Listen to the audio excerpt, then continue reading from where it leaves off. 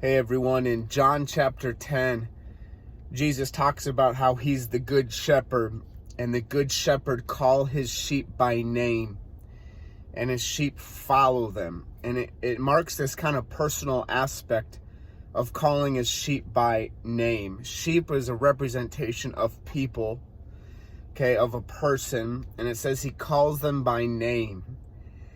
This same gospel writer, John, writes in John chapter 20 how after Mary visits the tomb and turns around, she thinks it's a gardener talking to him, and when she realizes it's not the gardener, but she realizes that it's Jesus, is when Jesus says her name, Mary.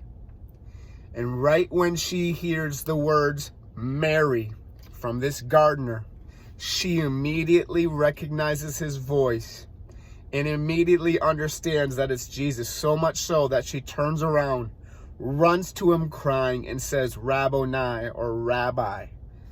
Mary knows it's Jesus because she hears her name. And I just think about 10 chapters before that where he says, my sheep, I call them by name, and they hear my voice and they follow me. Mary knew the voice of Jesus so well that all it took was saying her name, and she turned and ran to Jesus.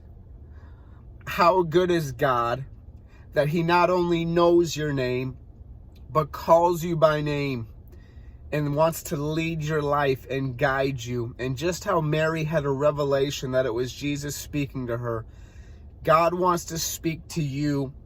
God wants to call you by name, and more than that, he's a good shepherd. He desires to lead you and guide your life and speak to you and encourage you.